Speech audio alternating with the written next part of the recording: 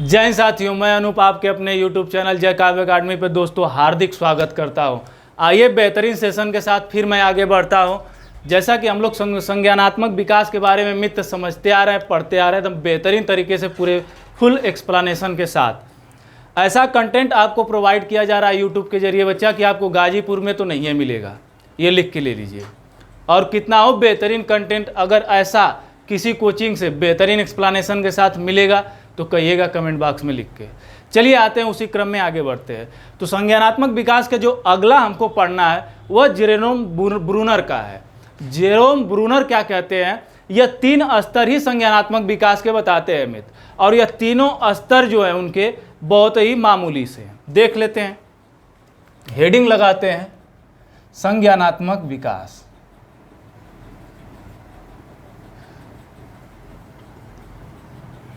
रोज रोज English लिखने की जरूरत नहीं है, कॉग्निटिव डेवलपमेंट इसे कहते हैं, यह याद रख लीजिएगा।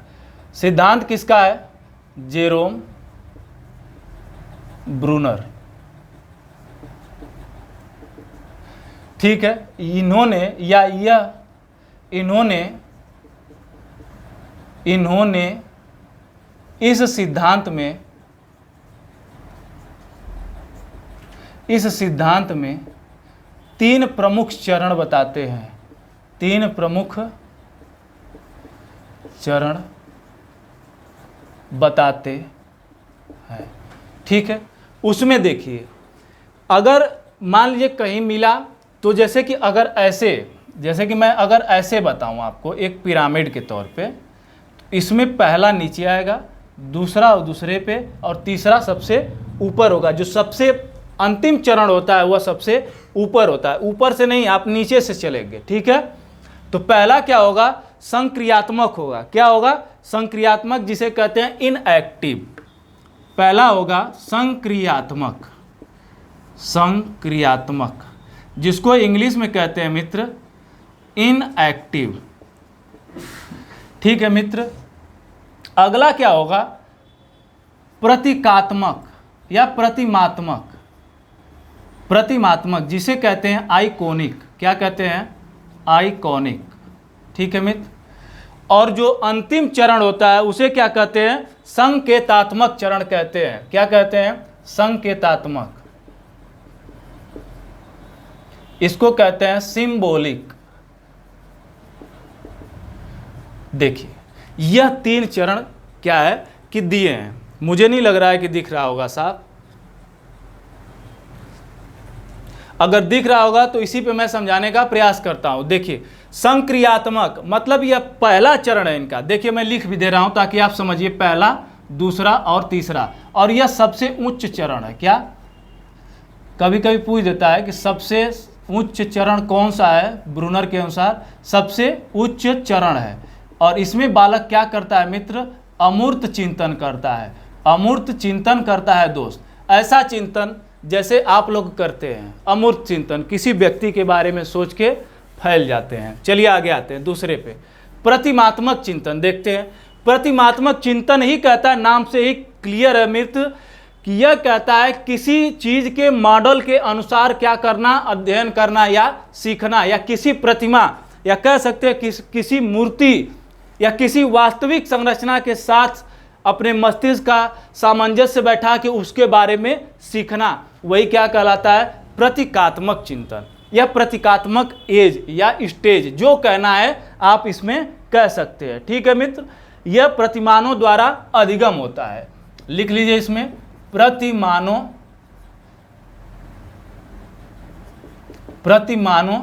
द्वारा अधिगम। क्या मित्र? प्रतिमानों द्वारा अधिगम होता है मित्र।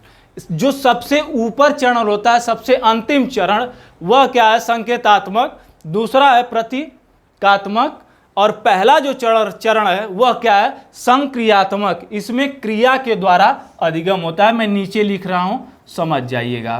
क्रिया के द्वारा अधिगम। ठीक है मित्र, अब यह क्रिया के द्वारा अधिगम क्या करता है? जैसे बालक जो भी क्रिया करता है, जो भी क्रिया होती है मित्र, जो भी क्रिया होती है उसके माध्यम से उसके माध्यम से सीखता है, उसके माध्यम से क्या करता है, सीखता है, वही क्या कहलाता है, क्रिया के द्वारा अधिगम। यह पहला स्टेज हो जाता है। यह सबसे आसान और सबसे सरल स्टेज इन्होंने बताया। इसमें देखिएगा इसमें जो पहला है यह क्रिया आधारित हो जाता है। क्या, क्रिया आधारित, अभी हमने बताया क्रिया आधारित। और जो सबसे उच्च चरण है यह हो जाता है भाषा आधारित। क्या हो जाता है, भाषा आधारित। अब देखिए जो सबसे उच्च चरण है, अगर यह भाषा आधारित है तभी तो बालक क्या कर पा रहा है। देखिए ये बेहतरीन चीज़ है, ये तो जरूर नोट करते रहिएगा आप। यही सारी चीज़ों के इसके कीवर्ड हैं, जो इस सिद्धांत के जो हैं ये सब कीवर्ड है, ताकि आप समझ पाएं कि जो प्रतीकात्मक है वो प्रतिमात्मक है क्या कहता है, संकेतात्मक क्या कहता है, और संक्रियात्मक क्या कहता है। ठीक है मित्र, तो पहले पे क्या है, क्रिया के द्वारा आधारित, और अंतिम जो चरण है वह भाषा आधारित है, और तीसरा जैसा कि नाम इसका है वही इसका काम है, मतलब प्रतिमा पे आधारित। प्रतिमा या मॉडल भी कह सकते हैं मित्र, आपको देखने को मिल सकता है मॉडल पर आधारित। तो ये रहे इनके 3 प्रमुख स्तर। अब बात करते हैं कि जो ये 3 प्रमुख स्तर दिए हैं वह जीन पियाजे के जो 4 स्तर हैं, 4 जिन्होंने स्तर बताए, उससे किस प्रकार इनके बीच में कंपैरिजन होता है। तो लीजिए स्क्रीनशॉट, फिर मैं आगे चलता हूं। स्क्रीनशॉट लीजिए मित्र। चलिए एक तरफ लिखिए किनको, जीन पियाजे अंकल को लिखिए, और एक तरफ लिखिए ब्रूनर को। किसको, ब्रूनर को। अब देखिएगा इनका पहला स्तर क्या कहलाता है, संवेदी पेशीय अवस्था। संवेदी पेशीय अवस्था, सेंसोमोटर एज। ठीक है मित्र। अब इनका पहला स्तर क्या कहता है, देखिए यहाँ पे मैंने लिखा है, तो पहला इनका कहता है संक्रियात्मक अवस्था। संक्रियात्मक अवस्था, ठीक है, यह जानते हैं आप 0 से 2 वर्ष होती है। फिर उसके बाद दूसरा क्या आता है, आप लोग जानते हैं मूर्त पूर्व संक्रियात्मक अवस्था। कौन सी बच्चा, पूर्व संक्रियात्मक अवस्था। अगला क्या है, मूर्त संक्रियात्मक अवस्था। मूर्त संक्रियात्मक अवस्था। ठीक है मित्र, इनके पूरे चरण को लिख लेते हैं। और एक आता है औपचारिक संक्रियात्मक अवस्था। कौन सा मित्र, औपचारिक संक्रियात्मक अवस्था। ठीक है मित्र, यह 4 हैं। अब देखिए इससे कैसे संबंधित है, तो यह जो अवस्था है सीधे पहली अवस्था जो है वह इनसे संबंधित है, और जो यह दोनों अवस्थाएं इससे संबंधित है, कौन सी, प्रतिमात्मक अवस्था। प्रतिमात्मक, देखिए यहाँ पे लिखा हो ना, प्रतिमात्मक अवस्था। और जो अंतिम है बच्चा, अंतिम जो अवस्था है वह किससे संबंधित है, तो संकेतात्मक अधिगम से संबंधित है, या संकेतात्मक अवस्था से संबंधित है। इस तरह से हम कंपेयर करने को दे दे मित्र तो कंपेयर कर सकता हूं। अब मैं सबको कैटेगराइज करता हूं। यहां तक हो गया साथी, बोलिए, खींच कर लीजिए बच्चा सेशन को एकदम बेहतरीन तरीके से, और ज़्यादा से ज़्यादा चैनल को सब्सक्राइब करिए, शेयर करिए, और लाइक। सेशन पसंद आ रहा है तो लाइक करना मत भूलिए बच्चा। हम लोग गर्दा नाच देंगे बच्चा, एकदम टेंशन नहीं लेना है। सीखने में तो वो चीज़ें सीखेंगे जो कहीं आप सीख ही नहीं सकते। आइए आगे चलते हैं, मिटा दें। चलिए अभी बात होगी जेरोम ब्रूनर के सिद्धांत की ही बात होगी, कुछ और की नहीं होगी, क्योंकि अभी तो मैंने इनके चरण को समझाया और बताया कि जीन पियाजे के साथ इनके किस अवस्था का क्या करते हैं, कंपेयर करते हैं मित्र। बहुत बार, कम से कम 3 बार पीजीटी के पेपर में लगातार 2014, 2017 और 2019 में ये तीनों बार आया हुआ है। एकदम रिपीटेड क्वेश्चन है बच्चा। टीजीटी पीजीटी में तो आप में पूछ सकता है, कोई दिक्कत नहीं है। आइए आते हैं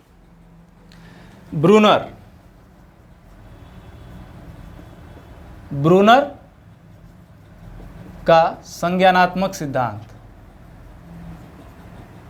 मिटा दिए थे इसलिए फिर से लिख रहे हैं। पहला मैंने क्या बताया, इनका संक्रियात्मक अवस्था। संक्रियात्मक अवस्था। समझिए इस चीज को, यह संक्रियात्मक अवस्था क्या कहती है मित्र? तो संक्रियात्मक अवस्था कहती है जिसे मैं करता हूं उसे मैं समझ जाता हूं। देखिए, जिसे मैं करता हूं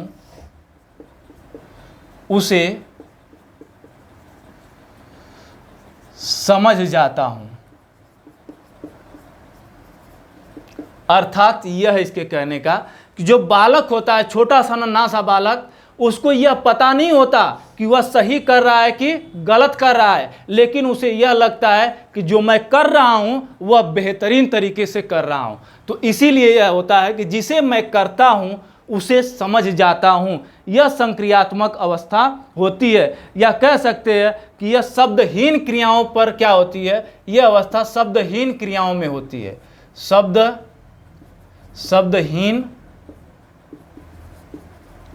क्रियाएं होती हैं इसमें। शब्दहीन मतलब बिना बोले, बिना बतियाए क्या ही सीखेगा बालक, आप भी समझ सकते हैं। तो यह पहली अवस्था। दूसरी क्या है, मैंने बताया प्रतिमात्मक या प्रतीकात्मक भी कहीं मिल जाएगा तो बात वही है, घबरा के भाग नहीं जाना है। प्रतिमात्मक क्या मित्र? प्रतिमात्मक अवस्था। चलिए साथी, सेशन को ज़्यादा से ज़्यादा क्या करिए, सेशन शेयर करिए और ज़्यादा से ज़्यादा लोगों के पास पहुँचाइए, ताकि ज़्यादा से ज़्यादा बेहतरीन तरीके से सेशन चलता रहे। मैं जो देखता हूँ याद हो जाता है। बार ज्ञानी, मैं जो देखता हूँ, यह आप लोगों वाली अवस्था है, वह याद हो जाता है।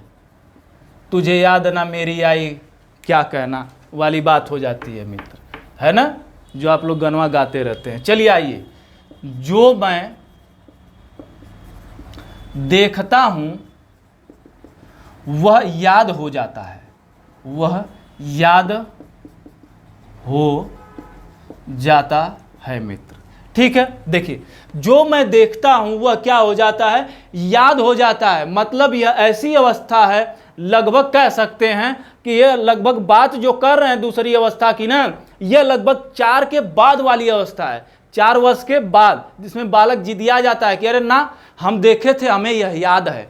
वह जिद पे अड़ जाता है। कितना हो आप समझाने का कोशिश करिए, नहीं मानेगा। अगर आपको देख लिया है कि घूम रहे हैं, पुलिया पे बैठ के बतिया रहे हैं, पढ़ नहीं रहे हैं, तो घरवा जाके जरूर कहेगा। ठीक है, और लतियाए जाएंगे आप। आइए, दृश्य प्रतिमान की अवस्था भी इसे कहते हैं। क्या कहते हैं मित्र? दृश्य प्रतिमान की अवस्था। दृश्य प्रतिमान की अवस्था यह होती है इसकी खासियत। और जो होता है इसमें क्या करता है, बालक प्रत्यक्षीकरण भी करता है। तभी तो आपको देख के बताया है कि पुलिया पे बैठे थे चाचा। बालक प्रत्यक्षीकरण भी करता है। यह रहे 2 महत्वपूर्ण अवस्थाएं। कौन सी? संक्रियात्मक अवस्था, और दूसरी क्या थी? प्रतिमात्मक अवस्था, जिसको आइकोनिक स्टेज। ठीक है, संक्रियात्मक अवस्था थी पहली। क्या बच्चा? पहली संक्रियात्मक अवस्था थी, जिसे हम क्या कहते हैं, इनएक्टिव स्टेज। दूसरी आइकोनिक स्टेज। और तीसरी पे आते हैं, क्या है तीसरी? संकेतात्मक अवस्था है। कौन सी अवस्था है? संकेतात्मक अवस्था। अब इसमें क्या बालक कहता है, देखिए बड़ी अजीब अवस्थाओं के हिसाब से इन्होंने चर्चा की है। एकदम लगेगा कि काहे बतिया रहे हैं, ठीक है, लेकिन ये सही बतिया रहे हैं, समझ आप नहीं पा रहे हैं। बात करते हैं तीसरी की, क्या है? संकेतात्मक अवस्था।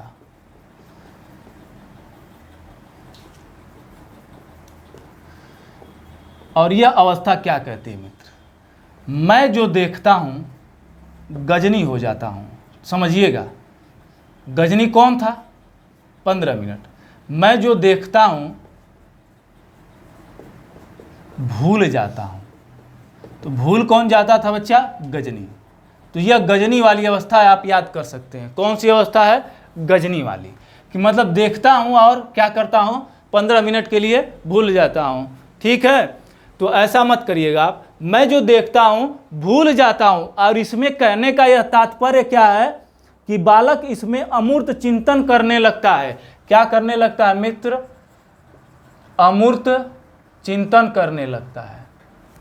ध्यान दीजिएगा, गणितीय समस्याओं का समाधान करने लगता है। गणितीय समस्याओं का समाधान करने लगता है, समाधान करने लगता है। ठीक है मित्र, थोड़ा सा देखिए, तब तक इंक डाल लें तो ठीक है। देखिए संकेतात्मक अवस्था क्या कह रही है, यह कहती है कि मैं जो देखता हूं वह भूल जाता हूं। कह सकते हैं कि यह ब्रूनर के अनुसार बताई गई गजनी वाली अवस्था है कि क्या करता था वो भी, गजनी मूविया देखे है ना, उसमें भी वो क्या करता था, भूल जाता था, और जब याद आता था तो खूब लतियाता था, देखे है ना। तो वही वाली स्थिति आपकी भी कभी कभार हो जाती। आप भी बड़े गजनी बने फिरते हैं, लेकिन यहाँ पे गजनी नहीं चलेगा। मम्मी पापा इतना कूटेंगे नहीं पढ़ेंगे तो कि दोबारा पढ़ने के लिए या तो IAS बन जाएंगे या तो पढ़ने की कोशिश ही नहीं करेंगे। ठीक है बच्चा, देखिए यहाँ एक बात का ध्यान रहे, ध्यान से देखिएगा कि यहाँ पे संकेत के द्वारा, किसके द्वारा, संकेतों के द्वारा, संकेतों के द्वारा, या इसी को कहते हैं चिन्हों के द्वारा, चिन्हों के द्वारा बालक सीखता है। समझ पाए मित्र, बताइए ये बेहतरीन स्टेज, टाइम देखिए, उसमें देखिए कितना टाइम है। अच्छा ठीक है, तो देखिए यह थी इनकी कौन सी अवस्था, जेरोम ब्रूनर की अवस्था थी। और जेरोम ब्रूनर के हिसाब से, जो जेरोम ब्रूनर है, यह वर्गीकरण किए थे, 3 अवस्थाओं के वो रूप में वर्गीकरण किए थे। यह सब दुनियादारी हमने नहीं बताया आपको, क्योंकि आप भी जानते हैं कि अगर 3 अवस्थाएं तो वर्गीकरण किया गया है, तभी यह क्या हुई है, 3 अवस्थाएं हुई हैं। तो अगला देखते हैं मित्र, अगला क्या है।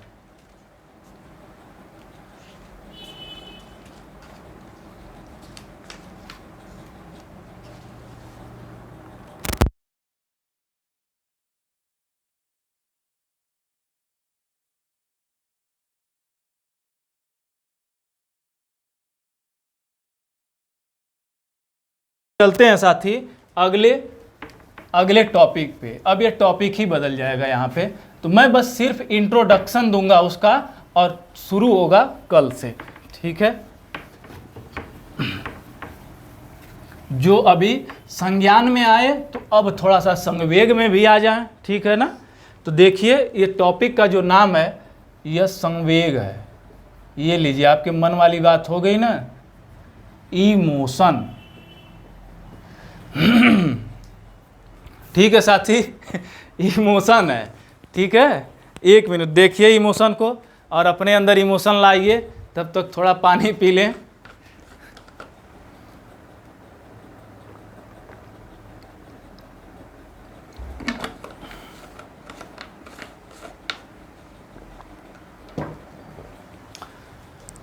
ठीक है, तो मैं यहाँ कैटेगराइज इसको करता हूँ, इमोशन कैसे बना है, देखिएगा ध्यान से। इमोशन यह क्या है, आंग्ल भाषा का शब्द है। पहले किस भाषा का शब्द है, यह आंग्ल भाषा का शब्द है। इसका मतलब क्या होता है, संवेग होता है। क्या मित्र, संवेग होता है। और यह आंग्ल भाषा में क्या कहा जाता है, इमोशन। ठीक है, दूसरी बात, जो इमोशन है, यह इमोशन जो है, ध्यान दीजिएगा, यह इमोशन ई और मोशन से बना है, ई और मोशन से। ध्यान दीजिए, ई का मतलब होता है अंदर से, अंदर से, और मोशन का मतलब होता है गति प्रदान करना, गति प्रदान करना। यही क्या क्या कहलाता है, इमोशन कहलाता है, जो अंदर से व्यक्ति की उत्तेजित दशा, क्या है बच्चा, उत्तेजित दशा, उसे क्या कहते हैं, संवेग कहते हैं मित्र। अगले चलते अगले चरण पे। अब यह संवेग जो है, एक लैटिन भाषा का शब्द आता है इमोवेयर, इमोवेयर। क्या मित्र, इमोवेयर, जिसका अर्थ क्या होता है, उत्तेजना। क्या मित्र, उत्तेजना, उत्तेजना। उत्तेजना समझ रहे हैं ना, किसी भी परिस्थिति में आवेग में आने की स्थिति को क्या कहते हैं, उत्तेजना। किसी भी विशेष परिस्थिति में जब व्यक्ति क्या आ जाता है, आवेश में आ जाता है, उसी को क्या कहते हैं, उत्तेजना। जैसे कि आप लोग जानते हैं ना कि बिजली में धारा कैसे प्रवाहित करती है, बस उसी तरह आपके शरीर में यह संवेग प्रवाहित करता है मित्र। क्या करता है? संवेग भी उसी तरह प्रवाहित करता है। और इसमें सारी बाल विकास की अवस्थाएं इससे बहुत ही बेहतरीन तरीके से क्या होती हैं? प्रभावित होती हैं। तो अब आइए देखते हैं संवेग। तो संवेग में सर्वप्रथम आप लोग जानते हैं कि मैकडूगल ने इस संवेग को 14 मूल प्रवृत्तियों के आधार पर क्या किया था? 14 संवेगों के प्रकार बताए थे। तो पहले मैकडूगल को बाद में समझेंगे, ठीक है। पहले समझते हैं कि किन्होंने पहले उससे दिया था। उससे पहले आपके आ जाते हैं वाटसन। मिटा दे, मिटा ही दिए। आइए इसमें अगला क्या है देखते हैं। हेडिंग क्या लगाइए? वाटसन के अनुसार, वाटसन के अनुसार संवेग। ठीक है मित्र। तो वाटसन चचा जो थे साथी, देखिए जो वाटसन महोदय थे वह कितने संवेग बताए थे? तो 3 संवेग बताए थे। कितने संवेग? 3 संवेग बताए थे। मतलब इन्होंने 3 संवेग बताए। 3 संवेग बताए। कौन कौन से वह 3 थे? क्रोध, क्रोध, भय और प्रेम। ध्यान दीजिएगा, मैं इसे समझा रहा हूं, ट्रिक के माध्यम से समझिए। जब किसी से प्रेम हो जाए तब आपके अंदर क्या बना रहता है? भय। और भय बना है तो जाहिर सी बात है कि अगर वह भय हुआ तो क्रोध भी आएगा। यह क्या होते हैं? 3 संवेग होते हैं। प्रेम, भय, क्रोध, या क्रोध, भय, प्रेम। यह किसने बताया था? वाटसन ने बताया था। ध्यान दीजिएगा, इसमें एकदम बेहतरीन पॉइंट ऐड कर रहा हूं। इसी में बताया गया था कि शैशवा अवस्था में यह तीनों संवेगवा क्या होते हैं बच्चा? पाए जाते हैं। तो ध्यान दीजिएगा, अगर पूछ दिया कि वाटसन के अनुसार शैशवावस्था में बालक के अंदर कितने संवेग पाए जाते हैं, तो 3, कहीं कहीं 4 भी दिया है। उसमें एक क्या जोड़ देता है? जैसे कि यहाँ पे क्रोध, भय, प्रेम देख रहे हैं ना, उसमें एक पीड़ा भी जोड़ देता है।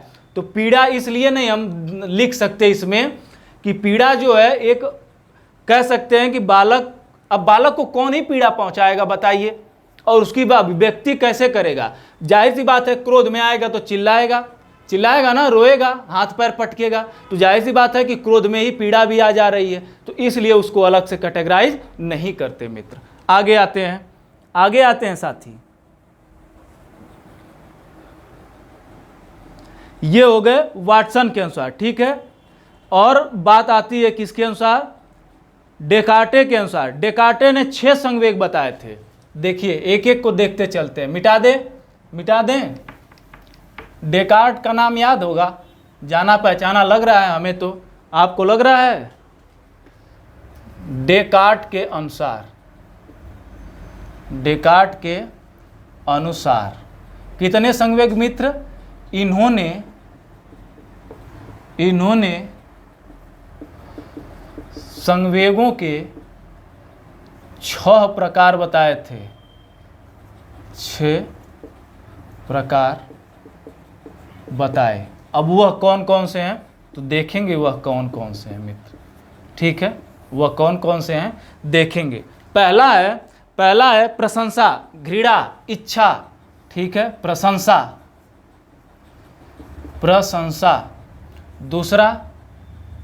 दूसरा मित्र घृणा। तीसरा इच्छा, हरि इच्छा बलियसी, कहते हैं ना, प्यार, शोक, हर्ष। लीजिए खत्म मित्र। प्यार और एक हो जाएगा शोक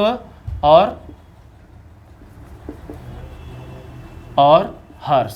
देखिए खत्म है कहानी साथी। प्रशंसा, घृणा, इच्छा, प्यार, शोक, हर्ष किसने बताया? तो डेकार्ट ने बताया।